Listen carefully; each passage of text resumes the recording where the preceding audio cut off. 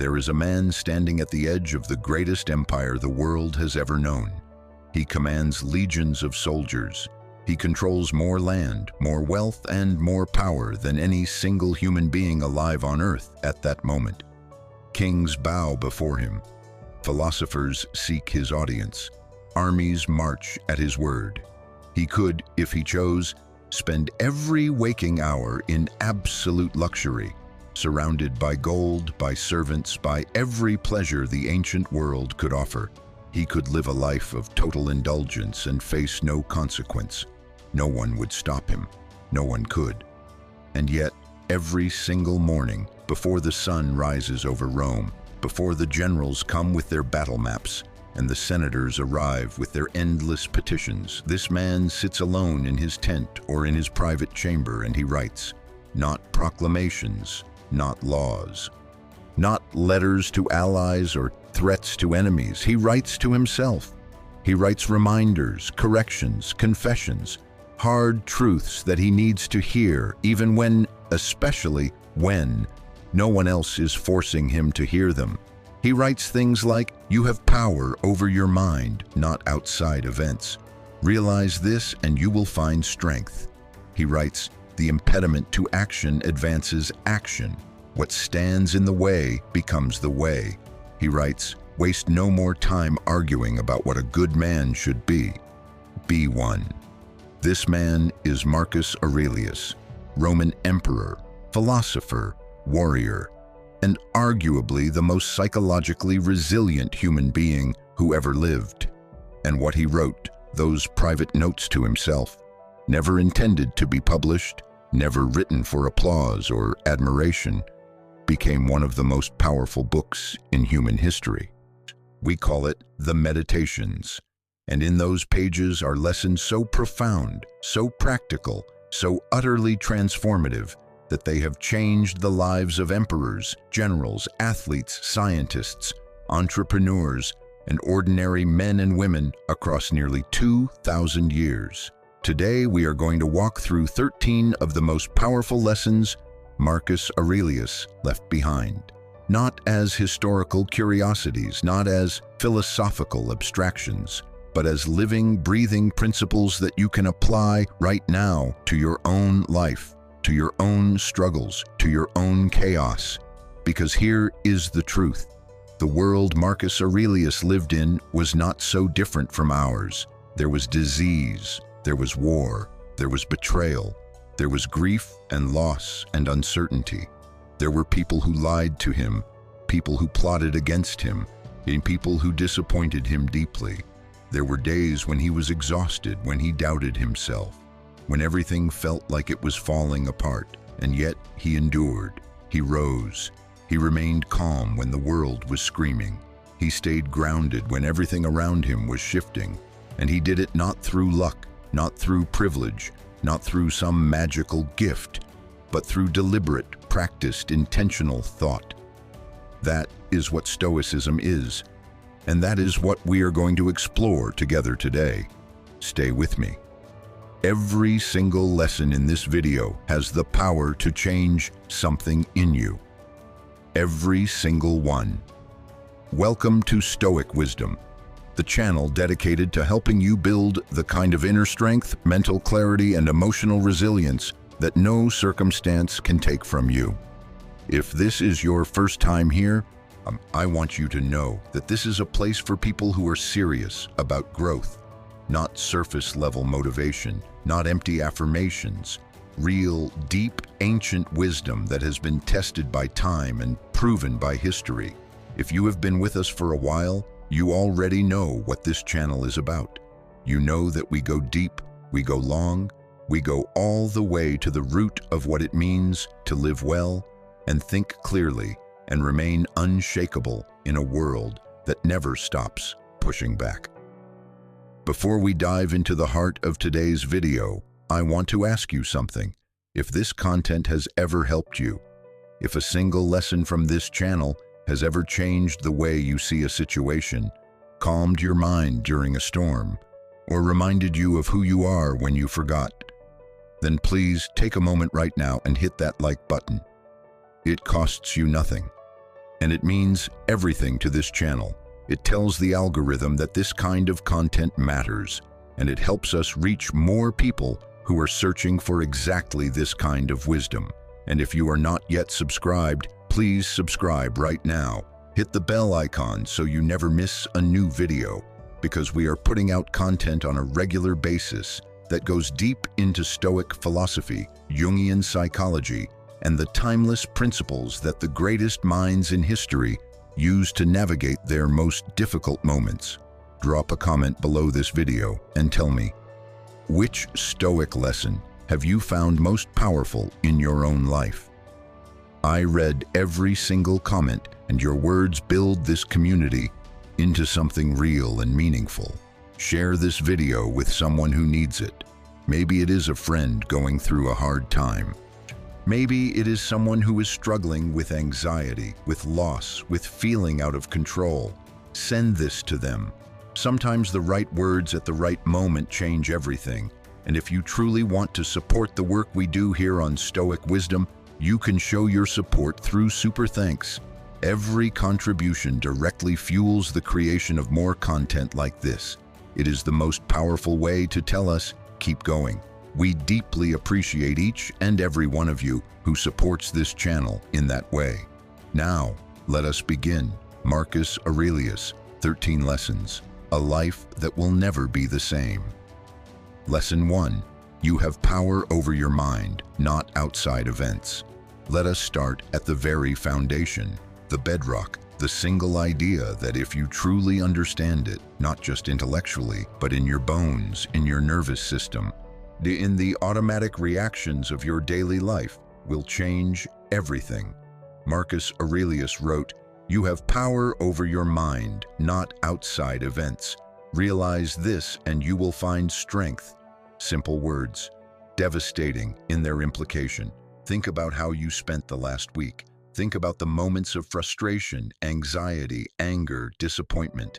Now ask yourself honestly, how many of those moments were caused by something that was actually within your control? And how many were caused by things that were entirely outside it? Other people's behavior, circumstances you did not choose, events that simply happened to you. For most people, the answer is uncomfortable. Most of our suffering comes from things we cannot control. And yet we spend enormous amounts of mental and emotional energy trying to control them anyway. We argue with reality. We resist what is. We say over and over in 100 different ways, this should not be happening. This should be different. Why is this happening to me? Marcus Aurelius understood something that took him years of practice to truly internalize. The external world is not subject to your will. It never was. It never will be. The weather does not care about your plans. The economy does not accommodate your anxiety. Other people do not adjust their behavior to match your expectations. Life does not pause to give you a chance to catch your breath. But your mind is yours. Completely, entirely, exclusively yours. This is the Stoic distinction that changes everything. The dichotomy of control. There are things that are up to us and things that are not up to us. Things that are up to us include our thoughts, our judgments, our desires, our responses, our choices, our values, our character. Things that are not up to us include everything else: our body, our reputation, our property, other people, the past, the future. When you confuse these two categories, when you treat things outside your control as if they were inside it, you create suffering. Inevitable, predictable, unnecessary suffering, because you are trying to be the master of something that will never obey you. But when you make the shift, when you truly accept that your power ends at the boundary of your own mind, and that within that boundary you are completely sovereign, something remarkable happens. The anxiety decreases, the frustration loses its grip. You stop being a victim of circumstances and start being the author of your response to them. Marcus Aurelius lived this distinction under conditions that would break most modern people. He was emperor during the Antonine Plague, one of the deadliest pandemics in Roman history, which killed millions of people across the empire. He fought continuous wars on the northern frontier, spending years away from Rome in difficult, cold, exhausting conditions. He lost children, several of them, to illness. He faced betrayal from people he trusted. He inherited the weight of an empire that was already beginning to crack at its edges, and through all of it, he kept returning to this principle. Not because it made the pain disappear, not because it solved the problems, but because it kept him functional. It kept him clear. It kept him moving forward with purpose, instead of collapsing under the weight of what he could not change. The Stoics had a word for this: prohairesis. It means the capacity to choose, the rational will, the inner faculty that decides how we respond. They believed this was the most divine part of human nature, the one thing that cannot be taken from you by any external force. Epictetus, another great Stoic philosopher who was born a slave, literally owned by another human being, taught that even in chains, even in absolute external bondage, a person's inner freedom cannot be touched unless they surrender it themselves. Think about that for a moment. A man who had no legal freedom, no personal autonomy, no rights under Roman law, and yet he was more internally free than many of the emperors who ruled over him. That is the power of this lesson. So what does this look like in practical terms, in your daily life? It means that when someone insults you, your first task is not to respond. It is to pause and recognize that you have a choice about what that insult means to you. The insult itself is outside your control. Your interpretation of it, your reaction to it, that is entirely within your control. It means that when a situation at work goes wrong, a project fails, a presentation stumbles, a colleague takes credit for something you did, your first move is not outward anger, it is inward clarity. What part of this can I actually influence? What part of this is outside my sphere? And what is the most useful, most aligned response I can choose right now? It means that when life delivers the kind of blow that stops you cold, a diagnosis, a loss, a relationship ending, a dream collapsing, you allow yourself to feel the weight of it, because you are human. And the Stoics never said you should not feel, but you anchor yourself to the one thing that remains stable inside the storm: your mind, your capacity to choose what this means and what you do next. This is not passivity. This is not giving up. This is not saying nothing matters or nothing is worth fighting for. It is the exact opposite. It is about focusing every ounce of your energy on what you actually have the power to change, and releasing, with grace, everything you do not. Marcus Aurelius practiced this every single day. Not perfectly. He writes in the Meditations about his own failures, his own moments of weakness, the times he felt overwhelmed or irritated or pulled toward despair. But he kept practicing. He kept returning to this truth: my power is here, inside, and that is enough. Your power is there too, inside you, right now, and that is enough. Lesson 2. The obstacle is the way. There is a phrase that Marcus Aurelius wrote that has inspired warriors, athletes, business leaders, and survivors for nearly 2,000 years. It reads, "The impediment to action advances action. What stands in the way becomes the way." In modern terms, the obstacle is the way.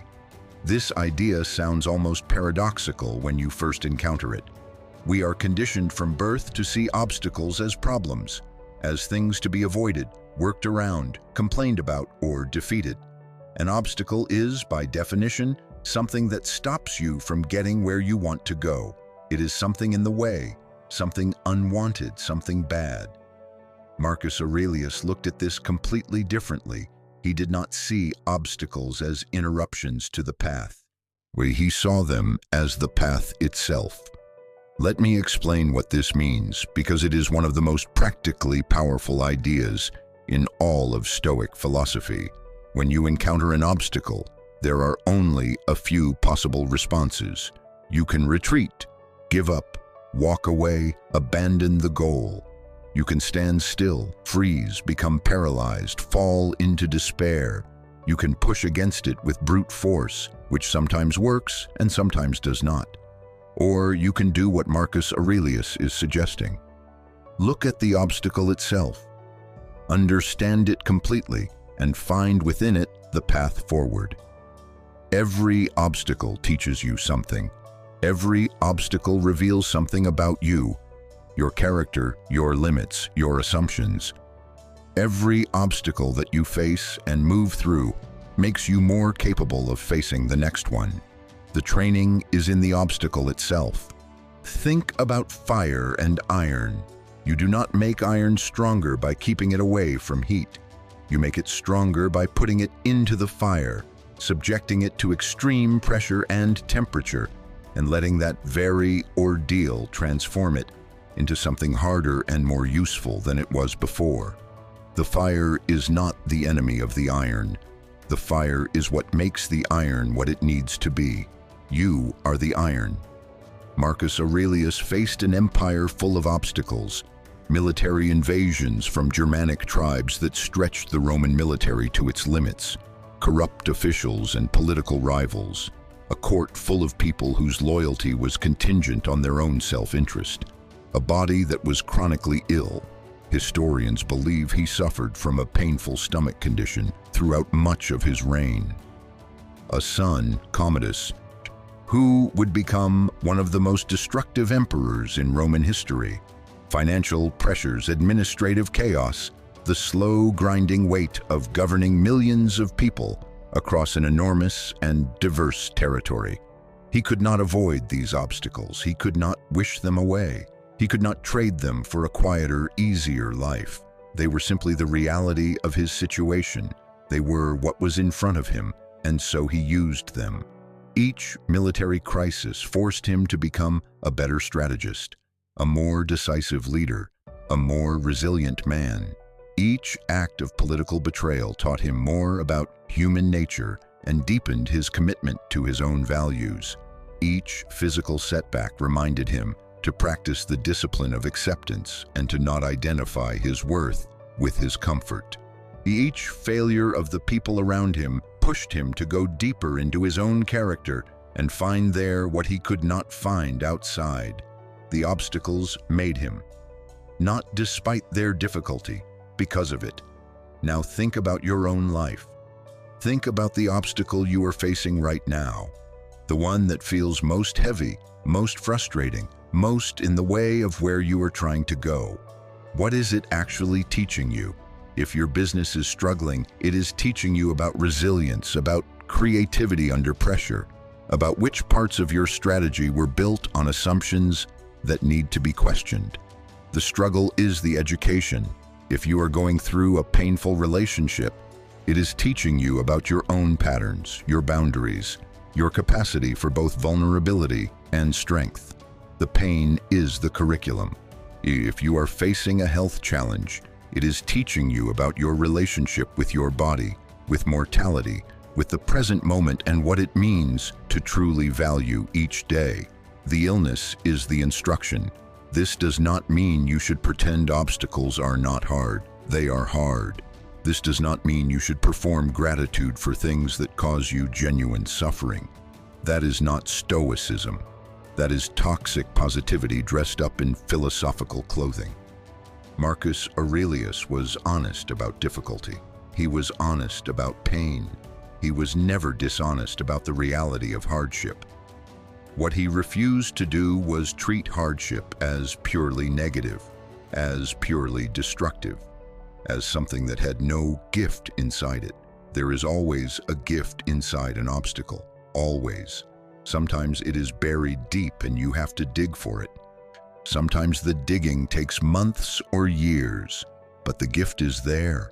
And when you find it, when you take the thing that was in your way and transform it into the thing that carries you forward, You will understand something about yourself and about life that cannot be taught any other way. Only through the obstacle itself. Only through going through it, not around it. The impediment to action advances action. What stands in the way becomes the way. This is not just a philosophical observation. This is a survival mechanism. This is the secret of every person who has ever risen from difficulty to become something more than they were before. They did not succeed despite their obstacles. They succeeded because of them. What is in your way right now? Look at it carefully. Look at it with clear eyes and an open mind. Or because inside it, wrapped in difficulty, wrapped in frustration, wrapped in the thing you least want to deal with, is the very next step forward. Lesson 3. Memento Mori, remember that you will die. This is the lesson that most people want to skip, the lesson that makes people uncomfortable, the lesson that modern culture has done everything in its power to help us avoid. Marcus Aurelius wrote, "It is not death that a man should fear, but he should fear never beginning to live." And elsewhere, think of yourself as dead. You have lived your life. Now take what's left and live it properly. The Stoics practiced what they called Memento Mori.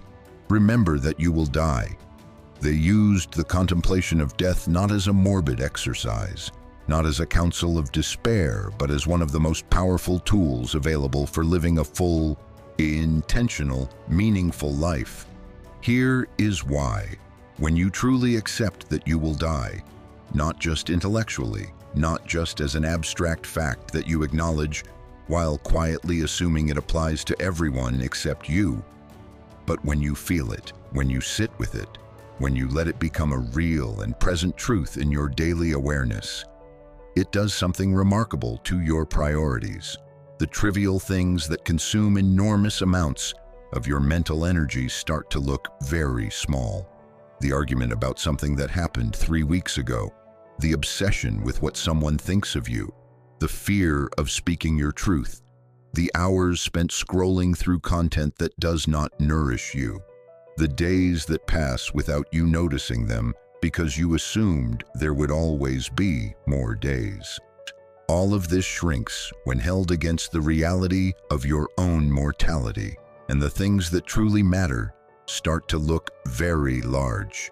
The relationships you have been taking for granted, the work you have been putting off because you assumed you would get to it eventually, the words you have not said to the people you love because there always seemed to be time, the version of yourself you have been saving for some imaginary future when conditions are better, when you feel more ready, when everything lines up just right. Marcus Aurelius wrote, "Confine yourself to the present, because the present is what is actually available to you, not the past that is gone, not the future that has not arrived and may never arrive in the form you expect. The present moment is the only canvas on which your life is actually being painted, right now and in real time." Memento Mori is not about despair. It is about urgency, not the panicked, anxious urgency of someone who is afraid, but the clear, purposeful urgency of someone who knows that time is their most precious and non-renewable resource, and who refuses to waste it on things that do not matter. Think of it this way. Imagine you went to your doctor today and you were told, clearly, definitively, that you had 1 year left to live. Exactly 1 year. Healthy and functional for most of it, but 1 year. What would change? Would you spend time differently? Would your relationships look different? Would the things you are currently worried about still seem worth worrying about? Would the person you have been meaning to become still be something you were going to get around to eventually? Most people, when they really sit with this question, feel an immediate and almost violent shift in perspective. Suddenly the petty grievances look ridiculous. Suddenly the important things become crystal clear. Suddenly the excuses collapse, and what remains is simply, what do I want my life to mean? And what am I going to do about it today? That is the power of Memento Mori. And Marcus Aurelius lived inside that power every day. He was emperor during a plague that killed between 5 and 10 million people across the Roman Empire. He watched death on an enormous, terrible scale. He buried children, at least 2 of his sons, and several daughters died young. He faced death on the battlefield. He watched powerful men fall in a moment. He was surrounded, constantly, by evidence that life was short and unpredictable, and did not spare anyone by virtue of their importance or their goodness. And rather than become numb to this or run from it, he used it. He let the awareness of death make his daily choices more deliberate. He let the fact of impermanence make the present moment more precious. He let the knowledge that everything was temporary, his empire, his life, even Rome itself, make him less attached to outcomes and more focused on how he was showing up in each moment. There is a Stoic practice called negative visualization, premeditatio malorum, the premeditation of adversity. You deliberately contemplate losing the things you value most, not to become pessimistic, but to become grateful. When you imagine losing something, you stop taking it for granted. The person sitting across from you at the dinner table, whom you might not have really looked at in weeks, becomes precious again. The morning coffee, the sound of rain, the ability to walk outside and breathe fresh air, all of it becomes a gift when you hold it against the awareness that it will not last forever. This is not morbid. This is awake. Most people sleepwalk through their days, assuming tomorrow will look like today, assuming there will always be time, assuming the people they love will still be there when they finally decide to pay attention. Marcus Aurelius refused that sleepwalk. He chose to be awake to his own life, awake to its value and its fragility every single day. You will die. Everyone you love will die. Everything you have built will eventually fall apart or fade away. The empire Marcus Aurelius governed, one of the greatest human civilizations in history, is gone. Even Rome became rubble. And that is not a reason for despair. It is a reason to live now, to love now, to act now, to become now the person you have been planning to become. Memento Mori. Remember that you will die, and let that remembering wake you up to the extraordinary, unrepeatable gift of the life you are living right this moment. Lesson 4. The art of living in the present moment. Marcus Aurelius wrote, "Confine yourself to the present."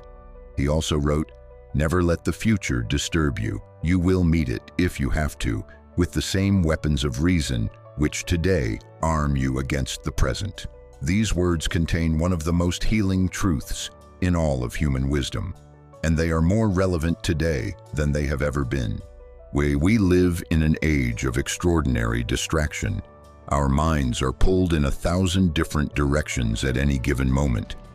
We are simultaneously thinking about what happened yesterday, what might happen tomorrow, what is happening somewhere else in the world right now, what someone said to us a week ago, what we should have said back. We carry the weight of the past and the anxiety of the future as constant companions, so constant that we forget there is another option: to be here, to be in this moment, fully, actually, without division. Marcus Aurelius did not have the internet. He did not have social media or the 24-hour news cycle or smartphones pulling his attention in every direction. But he had something we would recognize immediately: a restless mind. He writes about it himself. He writes about the difficulty of staying focused, of not getting swept up in the chaos around him, of returning again and again to clarity and presence when the noise of empire and war and politics was deafening. His prescription was always the same: come back to now. Come back to this moment, this task, this breath, this conversation, this decision in front of you. He wrote, "Do not indulge in dreams of having what you have not, but reckon up the chief of the blessings you do possess." and then thankfully remember how eagerly they would have been sought if you did not have them. This is the practice of presence, not just mindfulness in the modern, somewhat watered-down sense of the word, but something deeper. It is the practice of radical engagement with what is actually happening right now, as opposed to spending your life half here and half somewhere else in time or space. Think about the last conversation you had where you were truly present, where you were genuinely there, not planning your response while the other person was speaking, not distracted by a screen, not half thinking about something else, but actually with that person, hearing them, seeing them, present in the full sense of the word. It probably felt different. It probably felt more real, more connected, more meaningful. Now, think about how much of your life you spend in that state versus the alternative, physically present but mentally elsewhere. Marcus Aurelius understood that the mind's tendency to wander into past or future is not a character flaw. It is simply what minds do when they are untrained. Training the mind to stay present, to keep coming back to this moment, to this task, to this person in front of you, is a practice. It requires daily repetition. It requires patience with yourself when you fail, and gentle, persistent return to the present when you drift. The Stoics talked about the discipline of attention, prososche, as one of the foundational practices of the philosophical life. Not just paying attention in a general sense, but actively, deliberately directing your attention to what is actually happening now, as opposed to what your mind is manufacturing about the past or the future. Because here is the thing, the past cannot be changed. It is fixed, it is done. Replaying it in your mind, rehearsing different versions of events, wishing it had gone differently. None of this changes a single moment of what actually happened. All it does is steal your attention from the present, which is the only place where your life is actually occurring. And the future has not happened yet. Most of what you worry about will never happen, and even the things that do happen rarely happen in the way you imagined they would. Anxiety about the future is, in almost every case, a waste of present energy on a problem that either will not occur or will be dealt with when it arrives, using whatever resources and wisdom you have at that time. Worrying about it now does not prepare you better. It just exhausts you. The present moment is where your power lives. The present moment is where action is possible. The present moment is where relationships are built, where character is forged, where meaning is made. Marcus Aurelius came back to the present again and again throughout the meditations because he knew it was the practice of a lifetime, not something you achieve once and hold forever, but something you return to again and again. Each time you notice you have drifted, you drift into past regret. You notice, you come back. You drift into future anxiety. You notice, you come back. You drift into distraction, into comparison, into fantasy. You notice, you come back. This is the practice. Simple but not easy. Immediate but requiring a lifetime. And completely transformative when sustained. There is only ever this moment, this breath, this conversation, this step, this decision. Be here for it. Fully, actually, completely. That is where your life is. That is where Marcus Aurelius found his strength, and it is where you will find yours. Lesson 5. Amor, Fati. Love your fate. This lesson is, in many ways, the most demanding of all the Stoic principles, and it is the one that, when truly understood and practiced, produces the deepest form of freedom that a human being can experience. Marcus Aurelius wrote, "Accept the things to which fate binds you, and love the people with whom fate brings you together, and do so with all your heart." And from his meditations, a blazing fire makes flame and brightness out of everything that is thrown into it. This is the philosophy of Amor Fati, love of fate. The idea that you do not just tolerate what happens to you, do not just accept it grudgingly, do not just grit your teeth and endure it, but that you actively love it. That you embrace your fate, including the painful parts, the unexpected parts, the parts you would never have chosen if given the option. This sounds, on the surface, almost offensive, when life has handed you something genuinely terrible. A devastating loss, a serious illness, a betrayal that cut deep, a failure that cost you everything. Being told to love it can feel like cruelty, like a dismissal of real pain, like the kind of advice that only someone who has never truly suffered could give. But that is not what Marcus Aurelius is saying. Let me be precise about what he is saying. He is not saying your suffering is not real. It is real. He is not saying loss is not painful. It is painful. He is not saying you should pretend to feel gratitude for things that genuinely wound you. That would be a lie. And the Stoics were deeply committed to truth. What he is saying is this: this happened. It is real. It is part of your story now, part of the fabric of your existence. And you have a choice that is entirely within the domain of your own mind, about what you do with it. You can fight against the reality of what has happened, which will only multiply your suffering. You can become defined by it, which will shrink your life. Or you can accept it, not passively, not as a victim, but actively, as a person who understands that everything that happens to them is part of the material from which they are building their life. The blazing fire makes flame and brightness out of everything that is thrown into it. The fire does not resist what enters it. The fire transforms it. The fire uses it. You are the fire. Now, Marcus Aurelius was thrown into situations throughout his life that he had not chosen and would not have chosen. He wanted to be a philosopher, not an emperor. He was adopted by Emperor Antoninus Pius and groomed for power when what he really wanted was a quiet life of study. He was thrown into years of brutal frontier warfare when what he craved was peace and contemplation. He was handed an empire in decline, with plague and invasion and political corruption as his daily companions when he would have preferred a stable and prosperous inheritance. He did not get to choose his circumstances. None of us do, really.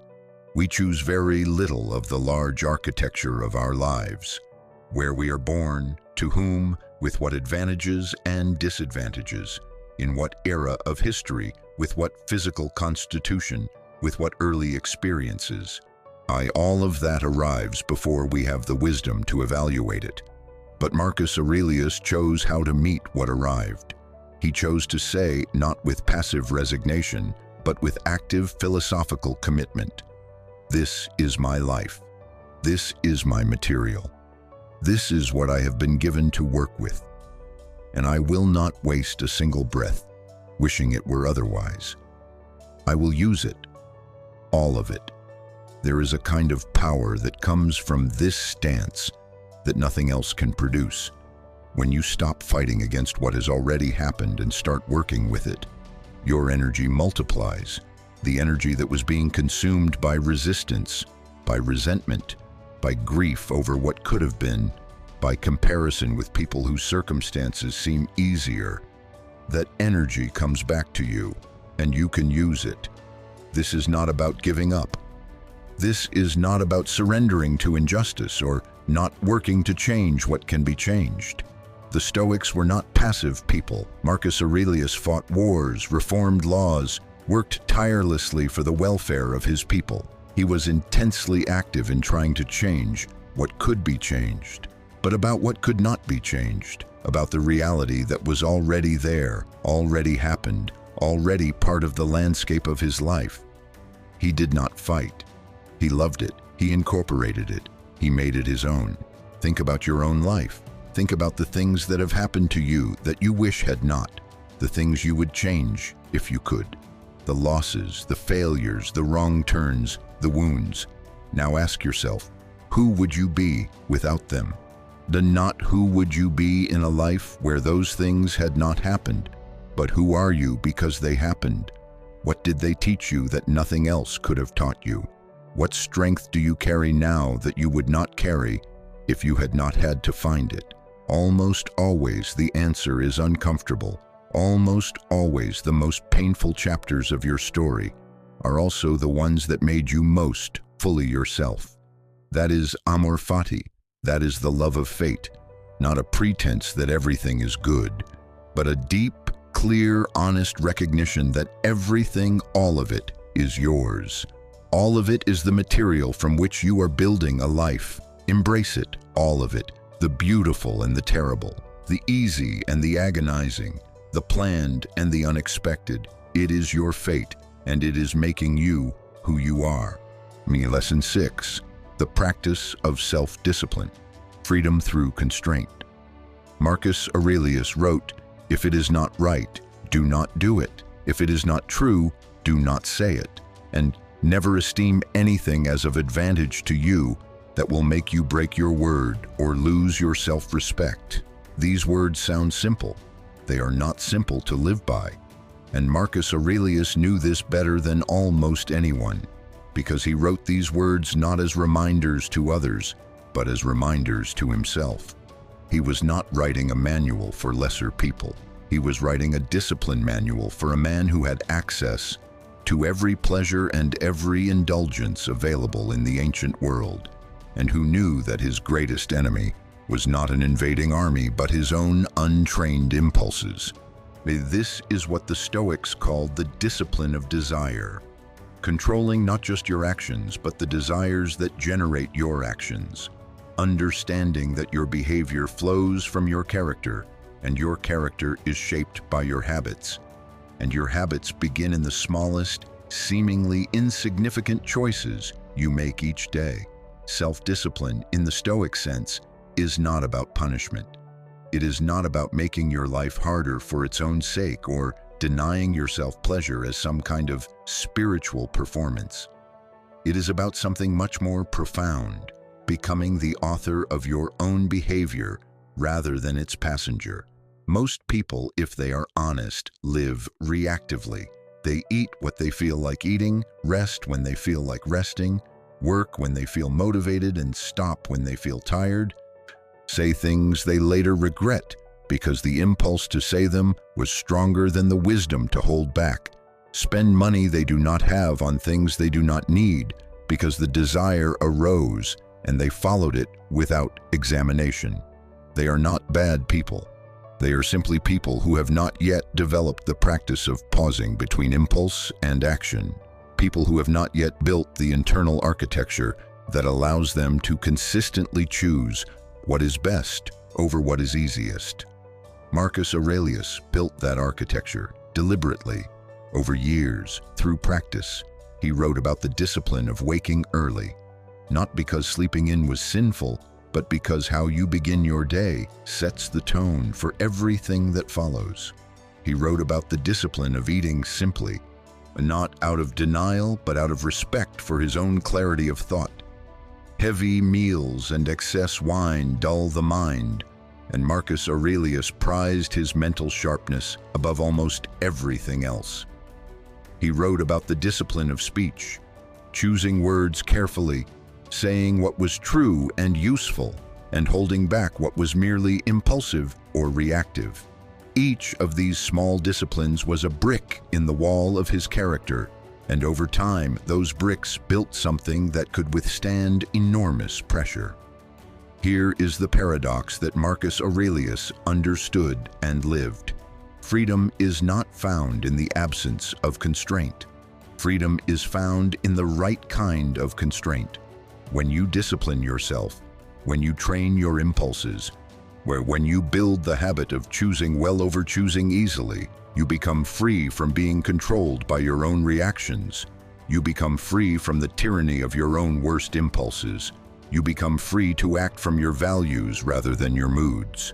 The person who cannot resist the impulse to eat whatever they want is not more free than the disciplined person. They are less free. They are controlled by their appetite. The person who cannot resist lashing out in anger is not more free than the person who has practiced restraint. They are less free. They are controlled by their reactivity.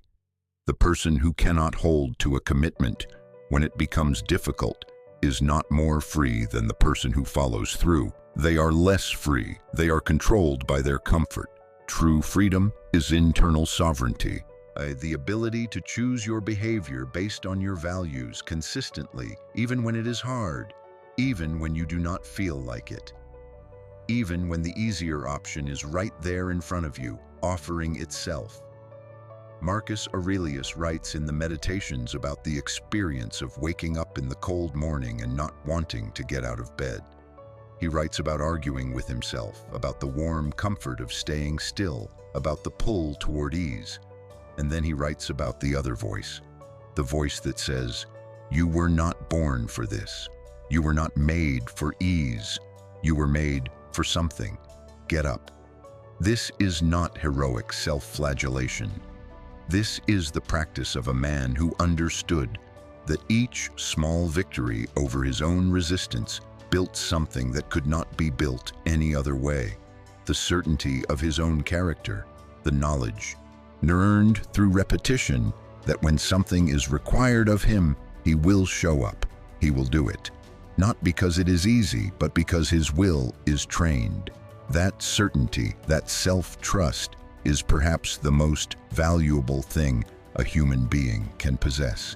Because when life gets hard, and it will get hard, and when the people around you falter and circumstances shift and the ground moves, you want to be someone who can rely on themselves, someone who knows from long practice that they will not collapse, that they will not betray their own values when things get difficult, that their word means something to others and to themselves.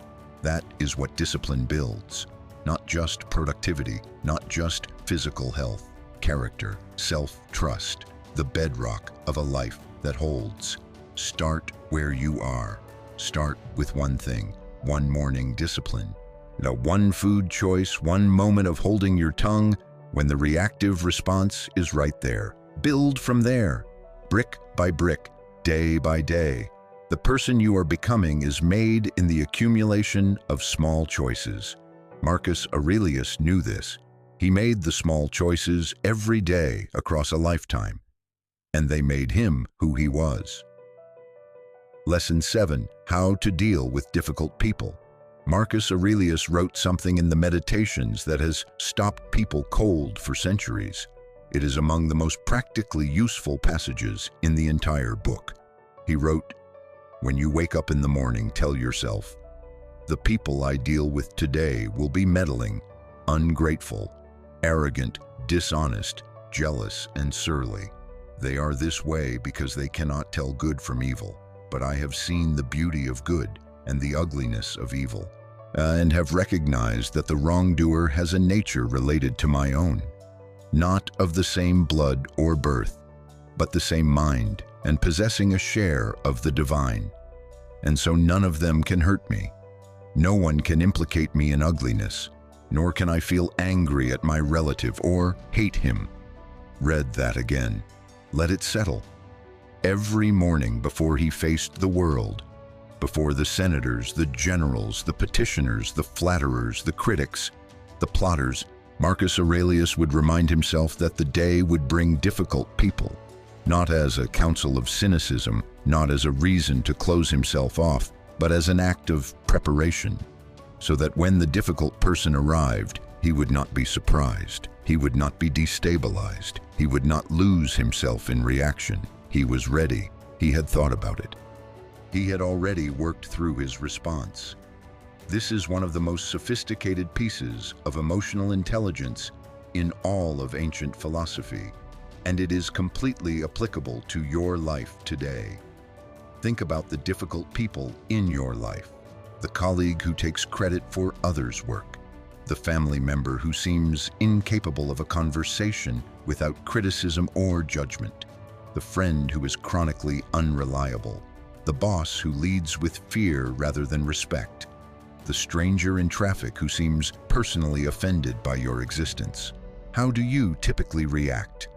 For most people, the reaction is automatic: frustration, anger, resentment, the desire to retaliate or at least to complain extensively about how terrible this person is. Marcus Aurelius offers a different path, several different paths actually, layered within that remarkable passage. The first, expect it, not with cynicism, but with realism. People are difficult. They act from selfishness, from fear, from ignorance, from their own pain. This is not a new development. This is human nature, as it has been since long before Marcus Aurelius, and as it will continue to be long after us. When you expect that the day will bring difficulty, you are not caught off guard by it. You are not freshly wounded each time as if you had never encountered human imperfection before. You are prepared. The second, they do not know better. The wrongdoer has a nature related to my own. They cannot tell good from evil. This is not an excuse for bad behavior. Marcus Aurelius was not naive about human viciousness and its consequences, but it is an explanation that reduces the purely personal sting of it. The person who is being cruel to you is, almost always, acting from their own confusion, their own pain, their own unexamined beliefs and unconscious patterns. Their cruelty says more about what is happening inside them than it says about you. The third, they cannot actually hurt me. This requires the foundation of Lesson 1, the understanding that only your own mind, your own character, your own choices are truly vulnerable. Another person can harm your body, your property, your reputation, but they cannot reach inside you and damage your values, your judgment, your commitment to living well, unless you hand them that power, and you never have to. The fourth, and perhaps the most powerful, they are my relatives. They share my nature. They share, as Marcus Aurelius says in the language of his time, a share of the divine. The person who is being difficult, who is being unkind, who is testing your patience, they are human as you are. They are struggling as you are. They have fears and wounds and confusions as you do. This does not make their behavior acceptable, but it makes it understandable, and understanding is the beginning of equanimity. This practice changed how Marcus Aurelius moved through the world. Instead of being a man who was constantly reactive to the behavior of the people around him, which for an emperor could have been catastrophic, he was a man who came to each difficult interaction with a kind of grounded, clear-eyed compassion. He could hold people accountable without hatred. He could maintain boundaries without cruelty. He could respond to provocation without becoming provoked. That is not weakness.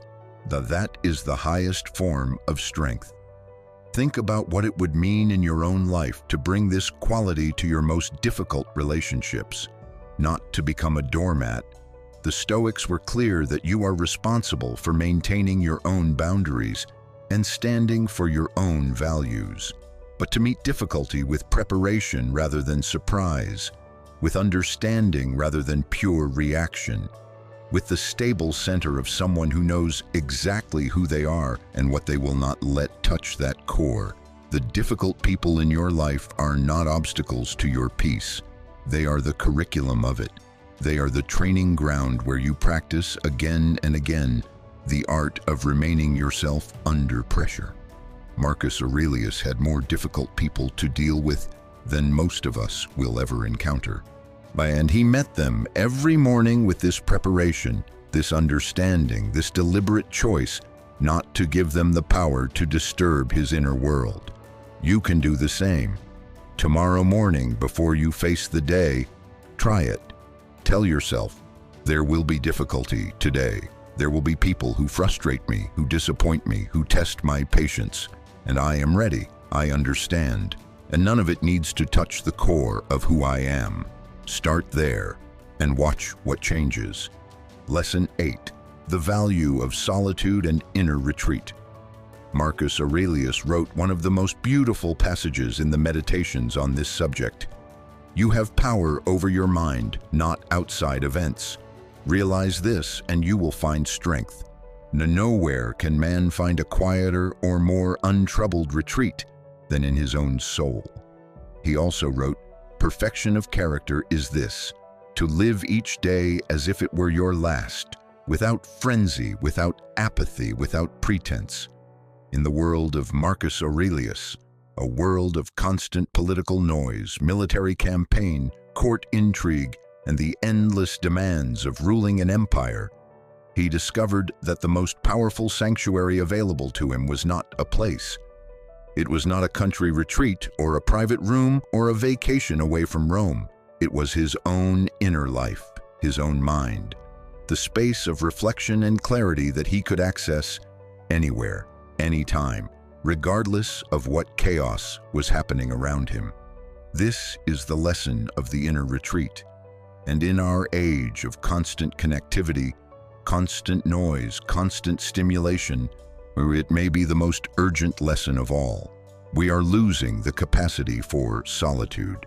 Not physical solitude. Many people are physically alone quite often, but true inner solitude, the quiet, uninterrupted space of your own thoughts, the space where you can hear yourself think, the space where meaning gets made, where questions get asked without immediate distraction, where the deeper currents of your own life can surface and be examined. We fill every available moment with noise. We reach for our phones before we have even fully woken up. We cannot wait in a line, sit in silence, or walk down the street without some form of audio or visual input. We treat the experience of being alone with our own thoughts as something to be avoided, something slightly uncomfortable, something to be alleviated as quickly as possible. Marcus Aurelius did the opposite. He sought out those moments of inner quiet. He created them through the practice of writing. The meditations themselves are the record of his daily inner retreat. He would go inside, examine what was happening in his own mind, question his assumptions, correct his thinking, remind himself of what mattered, and then come back out into the world steadied and clear. This is what reflection does. This is what solitude does. Not the passive, distracted kind, but the active, intentional kind where you are genuinely present with yourself, genuinely curious about your own inner life, genuinely willing to see what is there even when it is uncomfortable. The Stoics believed that the unexamined life, to use Socrates' famous phrase, which Marcus Aurelius would have known well, was not merely less satisfying but actually less good. That a life lived without self-reflection was a life lived at the mercy of unconscious impulses, unexamined assumptions, habitual reactions that had never been questioned. The examined life, the life where you regularly turn the light of awareness inward and look at what is actually happening inside you, is a life where you are more fully yourself, more fully awake, more fully free. What does this look like practically? It can be as simple as a few minutes of quiet every morning. Not scrolling, not consuming, not planning the logistics of the day, but simply being still. Allowing thoughts to arise. Noticing what is happening inside you. Asking yourself, what is important today? What am I carrying that does not need to be carried? What is asking for my attention that I have been too busy to notice? It can be writing, journal writing, which is what Marcus Aurelius himself practiced. There is something that happens when you put words on a page about what is in your mind. The act of translation, from the swirling chaos of thought into the structure of language, clarifies. It reveals patterns. It surfaces things that were beneath the surface. It helps you see yourself more clearly than you can in the midst of constant activity. It can be walking alone, without headphones, in a park or on a city street or in a garden. Simply walking and thinking and allowing the mind to move at its own pace through whatever it needs to move through. It can be meditation, contemplation, prayer for those who pray. The form matters less than the function. So the function is this: you come back to yourself regularly, deliberately. You give yourself the gift of your own company, your own attention, your own honest inner voice. Marcus Aurelius retreated inside himself and found there a stillness and clarity that no external circumstance could provide. And from that stillness, he governed, he commanded, he decided, he endured. We live in a world that will fill every single moment of your life with noise if you let it. The default setting of modern life is stimulation, consumption, reaction. And in that constant activity, something crucial gets lost: the ability to know yourself, to hear yourself, to feel what you actually feel and think what you actually think beneath the layer of what you are being shown, told, sold, and distracted by. Protect your inner retreat. It is the source of your clarity, your creativity, your connection to what matters most. It is the one place in the world where you are fully sovereign, and you can go there anytime, anywhere, as long as you have learned the way. Marcus Aurelius knew the way. He showed us the door. Lesson 9. The discipline of action. Do not wait for perfect conditions. Marcus Aurelius wrote, "Waste no more time arguing about what a good man should be. Be one." And, "Do not act as if you had 10,000 years to live. The hour of your death may be nigh. While you still can, while you still have time, make yourself good." There is a particular kind of suffering that is unique to thoughtful, reflective people. The people who think deeply, who analyze carefully, who are aware enough to see the complexity in every decision. It is the suffering of paralysis, of perpetual preparation, of waiting for conditions to be right, for clarity to be complete, for fear to disappear before taking the action that needs to be taken. Marcus Aurelius saw this trap clearly and called it out without mercy, not just in others, in himself. He understood the seductive comfort of contemplation, of discussion, of planning, of thinking about being a good person versus actually being one. And he understood that at some point, all the philosophy in the world has to translate into action, or it is nothing more than sophisticated entertainment. The discipline of action, what the Stoics called the discipline of impulse, is about aligning your behavior with your values, not just knowing what your values are, but expressing them in what you actually do in each moment, in real time. This is harder than it sounds, because life does not offer perfect moments for action. The conditions are rarely ideal. The timing is almost never exactly right. The fear is usually still present when you need to move forward. The clarity you are waiting for may never arrive in the absolute form you are hoping for, and yet the action is required now, with whatever clarity and courage and resources you currently have, not the version of you that will exist after 6 more months of preparation, not the ideal circumstances that might arrive eventually. You, now, doing the thing. Marcus Aurelius was not a perfect man who waited until he had attained philosophical perfection before engaging with his life. He was a man in progress, as we see very clearly in the Meditations, where he is constantly correcting himself, constantly working on his own weaknesses, constantly falling short of his own ideals, and returning to try again. He was actively, visibly, honestly imperfect, but he acted. He made decisions. He went to the frontier when it required him to go. He had difficult conversations when they were needed. He did the work of governing even on the days, and there were many, when he would have rather been somewhere reading philosophy quietly. The gap between knowing and doing is where most people's lives live. They know what they should do. They have known for months, sometimes years. They know the relationship needs to be ended or repaired. They know the career needs to change. They know the apology is owed. They know the creative project needs to begin. They know the unhealthy habit needs to stop. They know, and they wait. They wait for motivation. which is unreliable and cannot be trusted as a guide for action. They wait for fear to disappear, which it will not permanently, not in the way they are hoping. They wait for the perfect moment, which does not exist. Every moment that you act on your values is a perfect moment for action.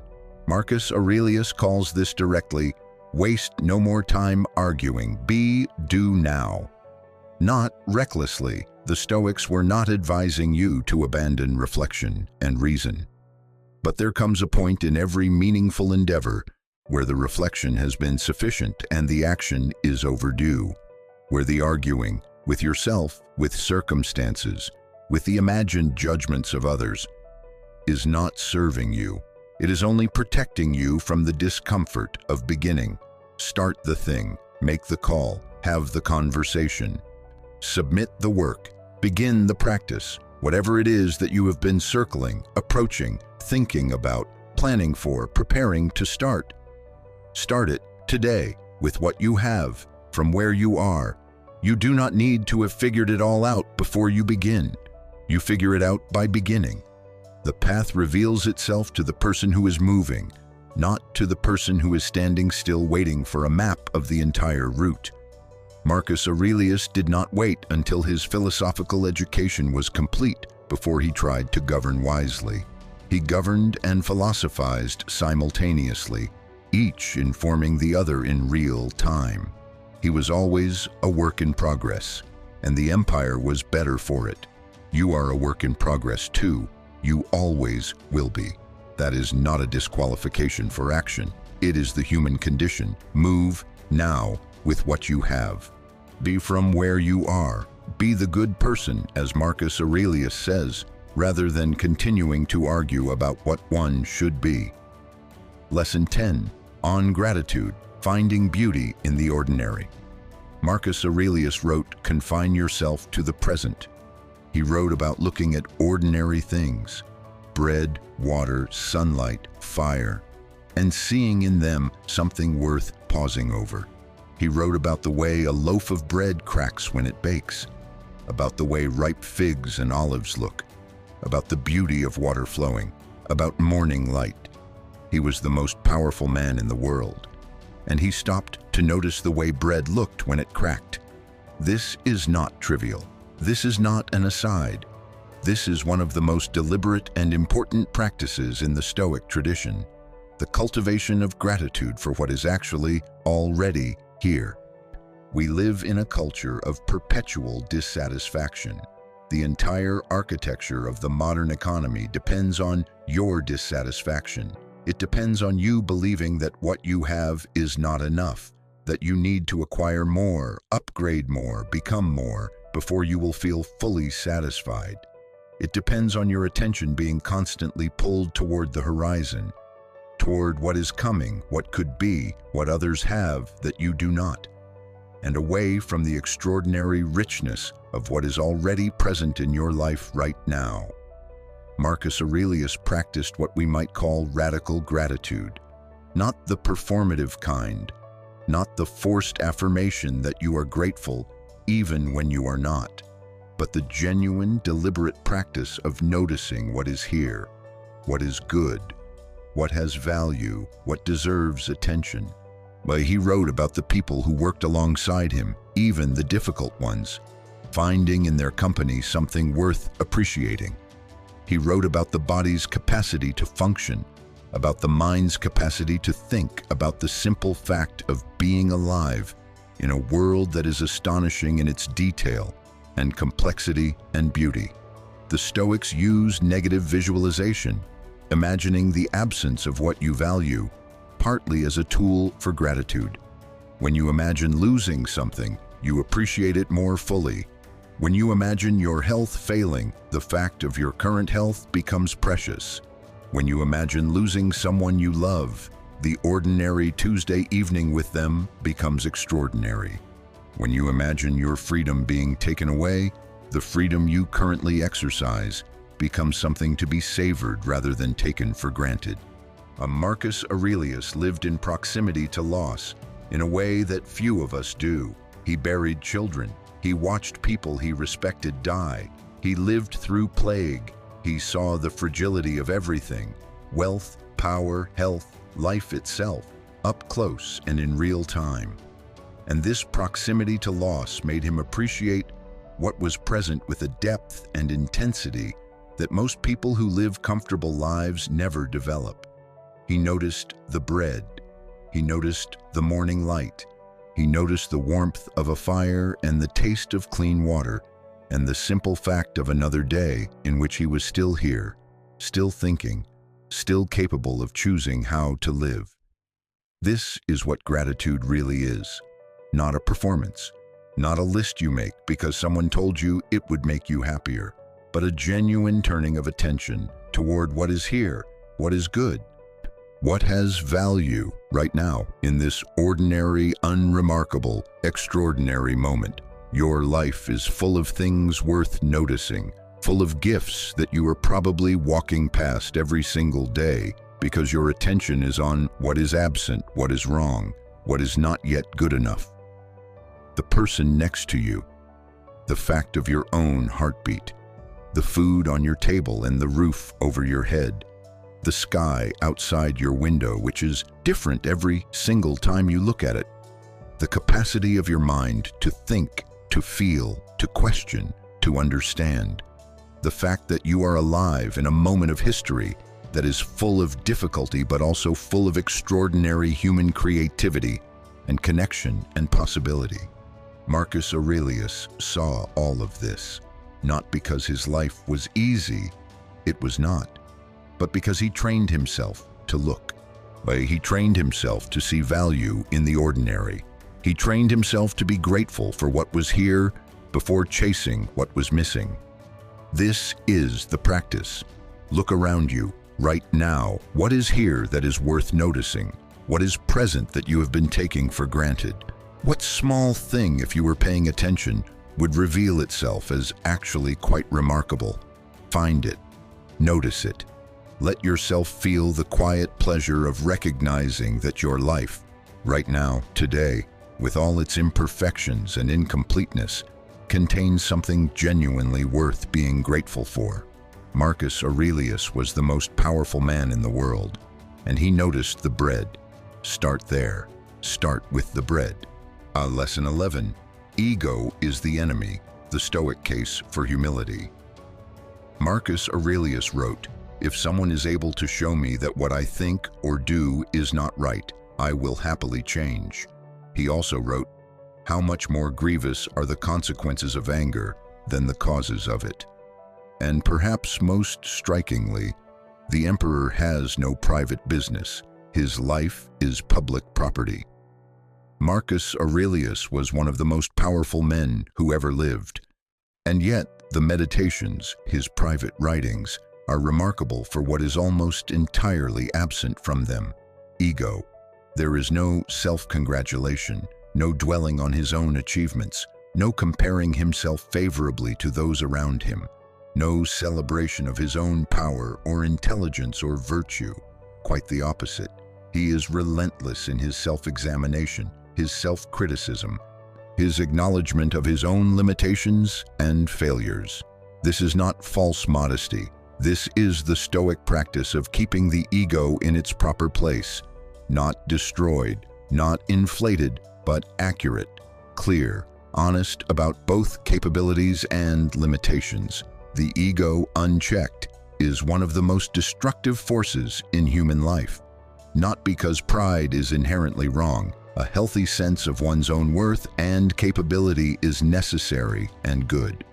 But when the ego becomes the primary lens through which you see the world, when every event is evaluated first and foremost in terms of what it means for your status, your image, your sense of importance, it becomes a source of constant suffering and a barrier to genuine growth. The ego makes you defensive when you should be curious.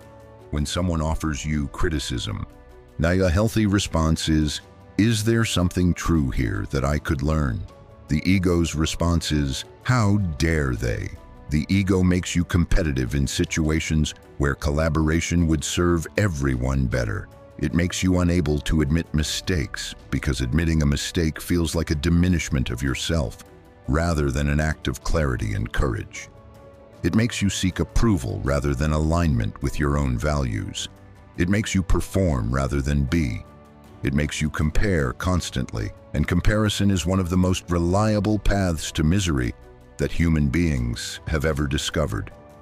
Marcus Aurelius had every possible reason to let his ego dominate. He was emperor. He was surrounded by people whose entire job was to tell him how great he was. He had more status, more power, more resources than anyone else alive. And yet, he wrote to himself, "Be humble, be correctable, be willing to say I was wrong, be willing to learn from anyone, from your enemies, from your slaves, from people with less power and status than you." He wrote about learning from the people around him, listing in the first book of the Meditations the qualities he admired in specific people in his life and what he had learned from each of them. From his grandfather, he learned gentleness and equanimity. From his father, modesty. From his philosophical teachers, patience and a willingness to think deeply. He was genuinely, practically humble, not as a performance, but as a discipline. The person who can say, "I was wrong," is stronger than the person who cannot. The person who can genuinely listen to criticism and extract what is useful from it is growing faster than the person who is defended against it. The person who can learn from anyone, regardless of their status or their relationship to you, is wiser than the person who only learns from those they have decided are worth listening to. Ego is the enemy of growth, not self-worth. Self-worth is essential, but ego, the defended, status-seeking, comparison-driven version of the self that needs constantly to be right, constantly to win, constantly to be seen as important, that is the enemy. Marcus Aurelius had the most inflated possible sense of self-importance that his position could have cultivated, and he chose every day to set it aside, to remain a student, to remain open, to remain correctable. That is not weakness. That is extraordinary strength, because it requires the willingness to see yourself clearly, not as you wish you were, not as you perform yourself to be for others, but as you actually are, with your actual limitations, your actual blind spots, your actual work still to be done. Remain humble, remain correctable, remain genuinely open to the possibility that someone else, anyone else, might know something you do not, might see something you have missed, might have something to teach you that will make you better. This is how Marcus Aurelius kept growing. This is how you will keep growing too. Lesson 12. The practice of virtue is its own reward. Marcus Aurelius wrote, "Never esteem anything as of advantage to you that will make you break your word or lose your self-respect. And the only wealth which you will keep forever is the wealth you have given away." And perhaps the most direct statement of this principle, if it is not right, do not do it. For Marcus Aurelius and for the Stoics generally, virtue was not a means to an end. It was not the path to happiness, in the sense that you practiced virtue in order to eventually arrive somewhere good. Virtue was itself the highest good. The practice of virtue, of wisdom, courage, justice, and self-discipline was the reward.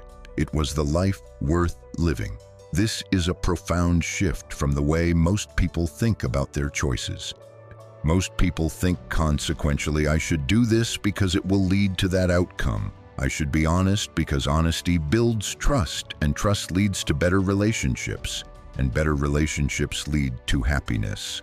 I should be disciplined because discipline leads to achievement, and achievement leads to success. The Stoics said, no, you should be honest because honesty is good. You should be disciplined because discipline is the right way to live. You should be just because justice is what you owe to the world and to yourself. The outcome, whatever it is not within your control. The act of virtue is within your control, and the act is enough. This might sound abstract, but it has enormous practical implications. When you act from virtue, when you tell the truth or keep a commitment, or treat someone with fairness, even when it is inconvenient, and the outcome is not what you hoped for, you have still done something of value. You have strengthened your own character. You have been the person you wanted to be. You have added something real and good to the world, even if the world does not reward you for it. When you compromise your values in pursuit of an outcome, when you lie to get ahead or betray someone's trust to protect yourself, or bend your ethics because the stakes seem too high, and you do not get the outcome you were hoping for anyway, you have lost twice. You have the bad outcome and you have the compromised character.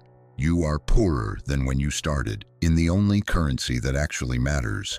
Marcus Aurelius understood this deeply. As emperor, he was in a position where he could have used his power for his own benefit in countless ways. He could have enriched himself. He could have punished enemies with cruelty rather than justice. He could have manipulated rather than persuaded. He could have prioritized his own comfort over the welfare of his people. He chose again and again to act from virtue, even when it was personally costly, even when the outcome was uncertain, even when the people he was acting virtuously toward did not appreciate it or deserve it. He writes, "When you wake up in the morning, ask yourself, what do I still lack in order not to need to envy anyone?" The answer for Marcus Aurelius was nothing, because a person who is living in accordance with their own deepest values lacks nothing of importance, irregardless of what they do or do not possess externally. This is radical. This is countercultural. This says, your worth is not determined by your outcomes. Your worth is determined by the quality of your actions, by the integrity of your choices, by whether, when you look at what you actually did today, you can say, I was the person I wanted to be. Outcomes are up to fate. Character is up to you. Act virtuously, not because it will guarantee a good result, but because it is right, because it is good, because it is what you would want to have done when you look back from the end of your life. The person who lives this way has a kind of freedom that nothing external can touch. They do not need the outcome to go a certain way in order to feel at peace with themselves. They have already done what needed to be done. They have already been who they needed to be. The rest is in other hands.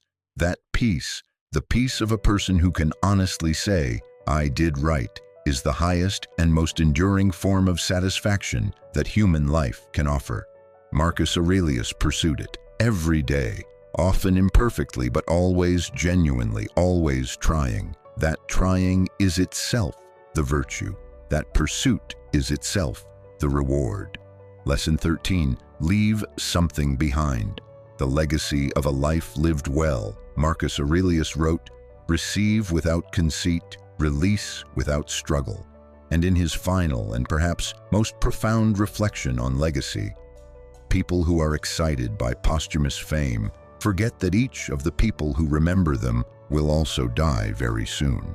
This is the lesson that completes all the others, and it is the one that requires the most courage to sit with. What will you leave behind? Not necessarily fame, not necessarily a monument or a book or an empire, but what will the world be like, even in the smallest, most immediate, most intimate ways, because you were here. Marcus Aurelius left behind the Meditations.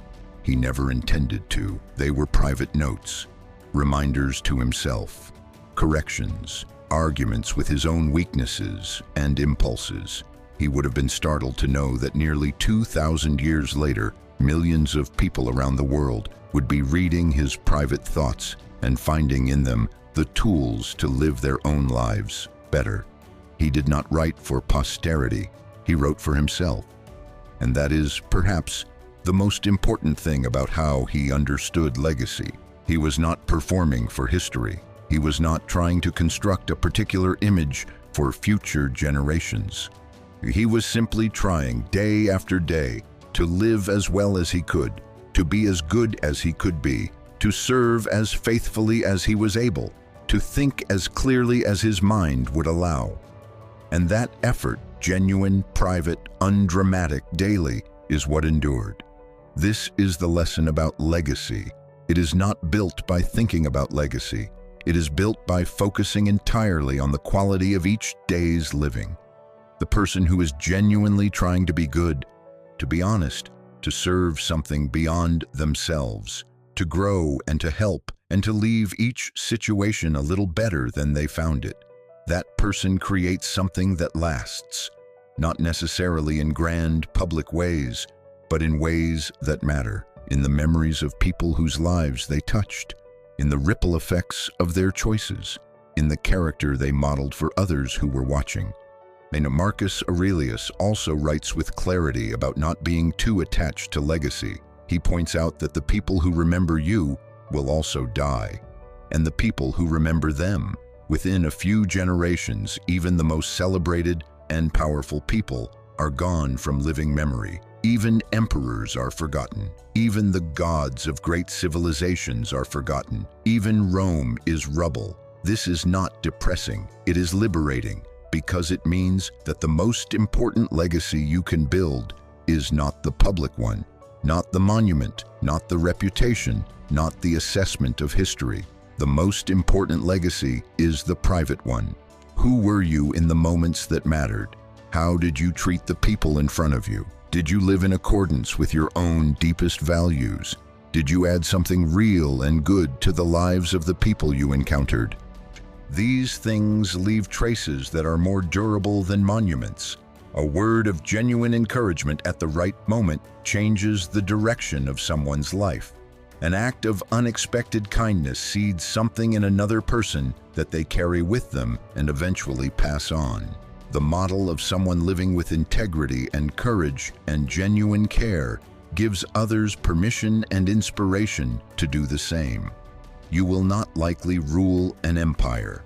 You will not likely write a book that is read for 2,000 years, but you will have the life that is yours, your conversations, your relationships, your daily choices, your moments of courage and kindness and honesty.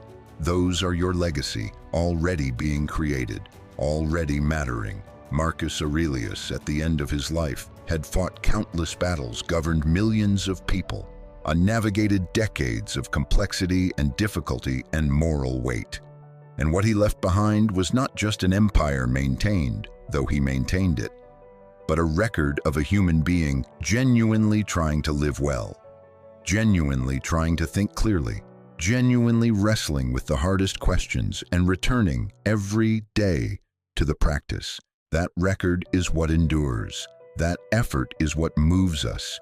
Even now, your effort matters too. Every day that you try, every day that you return to your values, that you practice the discipline, that you treat someone with more patience than they deserved, that you act from integrity when it would be easier not to. You are creating something. You are adding something to the world that was not there before. Do not underestimate the weight and the value of a single day of genuine effort, of a single act of genuine goodness, of a single moment when you chose the harder right over the easier wrong. These are the building blocks of a life well lived, and a life well lived is the most powerful legacy a human being can leave. We have traveled far together today. 13 lessons from one of the most remarkable human beings who ever lived. A man who wore a crown and chose to be humble. A man who commanded armies and chose to practice peace. A man who had access to everything the world offered and chose, again and again, the hard work of becoming better. Marcus Aurelius was not a saint. He was not perfect. The meditations themselves are proof of that. They are the record of a man struggling, trying, failing, returning, trying again. In that, he is one of us. Fully, honestly, humanly, one of us. And that is the most powerful thing about him. He does not show us a destination, some perfect state of enlightenment that only the rarest of souls can reach. He shows us a practice, a daily, imperfect, ongoing practice of trying to think more clearly, act more virtuously, feel more deeply, and live more intentionally. That practice is available to you, starting today, starting now. You do not need to be an emperor to practice these lessons. You need to be a human being who takes their own life seriously, who believes that the quality of your thinking and the integrity of your choices actually matter, who is willing to do the daily work of becoming more fully yourself.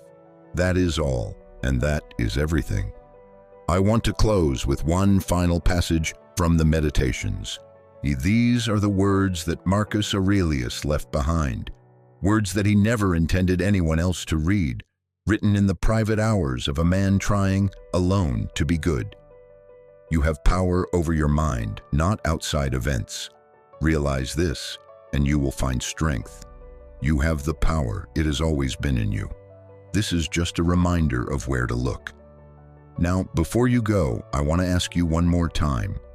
If something in this video moved you, challenged you, or gave you something worth carrying forward, please show that by hitting the like button right now. It genuinely makes a difference to this channel and helps us bring more content like this to more people who need it. Please subscribe to Stoic Wisdom if you have not already, and ring that notification bell so you never miss a new video.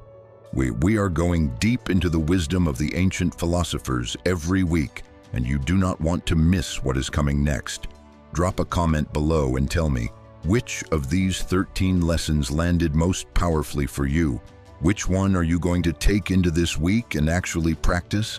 I want to hear from you.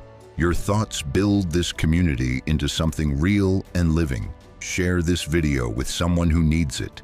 Think of that one person in your life who is going through something difficult right now, who could use the reminder that they have power over their own mind. Send it to them.